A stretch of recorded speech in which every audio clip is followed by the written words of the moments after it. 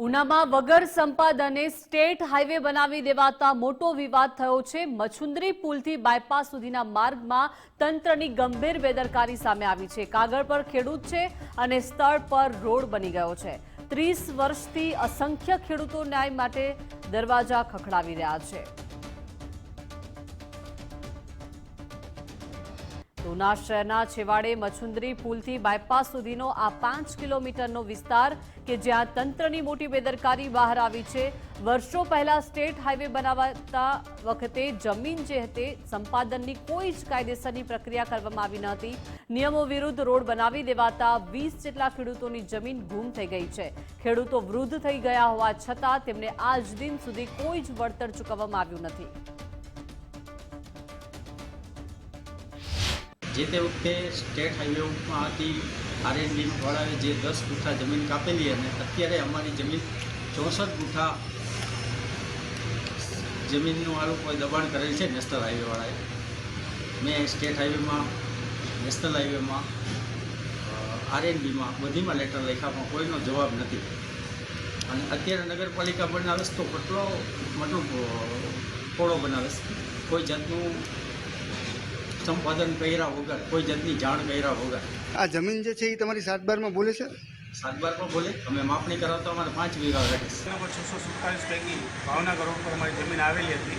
વર્ષો પહેલાં બાપદાદાએ જમીન વેચતા 7/12 ઉપર જ જમીન છે, બાકી હાલ મારી પાસે જમીન છે નહીં। જમીન માપતા એવું જાણવા મળ્યું કે આ જમીન રસ્તામાં તમારી રોડમાં કપાયેલી છે। રોડમાં અમને કોઈ જાતનું વળતર અત્યાર સુધી કંઈ મળેલું છે, અમને કોઈ જાતનું પણ નોટિસ કે કંઈ આપેલું પણ બજાવેલું પણ છે નહીં। આના માટે અમે 2-3 વખત ટ્રાય કરી, વેરાવળ, જુનાગઢ, ભાવનગર, પણ કંઈ કોઈ જાતના ડોક્યુમેન્ટ કાગળિયા છે નહીં। તો રેકોર્ડની તપાસ કરતા બહાર આવ્યું કે વર્ષો પહેલા ખૂબ જ જૂના એવોર્ડ બનાવવામાં આવ્યા હતા, જેમાં મોટા છબરડા થયા છે। સર્વે નંબર 152માં 10 ગુંઠાનો એવોર્ડ બતાવ્યો, પરંતુ સ્થળ પર 64 ગુંઠા જમીન કપાઈ ગઈ છે। તેવી જ રીતે અન્ય સર્વે નંબરોમાં પણ એવોર્ડ કરતા ઘણી બધી જમીન જે છે તે કપાઈ ચૂકી છે। કેટલાક ખેડૂતોના નામે એક પણ ગુંઠાનો એવોર્ડ જ નથી, છતાં હાઈવે રોડ બની ગયો છે। અમારી જમીન માપતા અમારે 27 ગુંઠા જમીન ઘટે છે અને એ જમીન રોડમાં કપાણી છે એવું અમને જાણવા મળ્યું છે। કઈ રીતે કપાણી તમને કોઈ જાણ કરવામાં આવી હતી કે? કોઈ જાણ કરવા નથી આવી। અમારી કુલ જે જમીન જે 7/12માં બોલતી હતી ને, એટલે એ પ્રમાણે અમે માપણી કરાવી। માપણી કરાવતા એ જમીન ઘટી, આજુબાજુમાં બધા સર્વે નંબરને બધી માપણી કરી એ જમીન એ રોડમાં કપાય છે। અને અમારા 7/12માંથી ક્યાંય એવો કોઈ ઉલ્લેખ નથી કે ભાઈ આ જમીન રોડમાં કપાણી છે।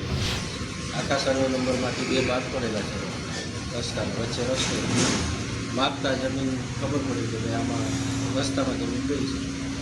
મારે 27.5 વીઘા જમીન છે, એમાં 21 વીઘા જમીન છે મારે અત્યારે, બાકી 6.5 વીઘા રોડમાં છે। સરકાર વળતર અમને આપે ત્યાં જમીન। તો ખેડૂતો આજે પણ 7/12ના ઉતારા મુજબ પૂરી જમીનનો કરવેરો ભરે છે, પરંતુ સ્થળ પર તેમની પાસે 1 ઇંચ પણ જમીન નથી। રેકોર્ડ પર જમીન બોલતી હોવા છતાં સ્થળ પર હાઈવે રોડ હોવાથી તેઓ જમીન વેચી પણ શકતા નથી। બિનખેતી કે માપણી માટે પણ મંજૂરી ન મળતા ખેડૂતો મુશ્કેલીમાં મુકાઈ ગયા છે। ખેડૂતોએ અનેકવાર આરટીઆઈ કરી, પરંતુ તંત્ર તરફથી રેકોર્ડ ઉપલબ્ધ નથી તેવા જવાબો મળ્યા છે।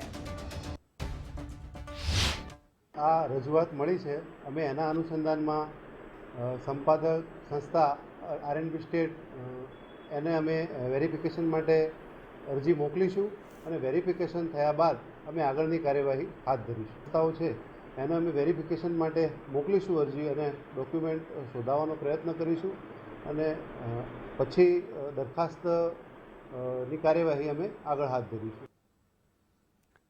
તો ભાવનગર રોડ પર જમીનના ભાવ આસમાને પહોંચ્યા છે, ત્યારે આ પીડિત ખેડૂતોએ સરકાર સામે 3 મોટી માંગણીઓ મૂકી છે। તમામ 20 ખાતેદારોની જમીનની સ્થળ પર ફરીથી સંયુક્ત માપણી કરવા માટે પંચનામું કરવામાં આવે, એવોર્ડ કરતાં વધુ કપાયેલી જમીનનું આજના ભાવ બજાર મુજબ વળતર ચૂકવવામાં આવે, તેમજ 7/12 સુધારીને ખેડૂતોને ટાઇટલ ક્લિયર કરી આપવામાં આવે તેવી ઉગ્ર માંગ કરી છે।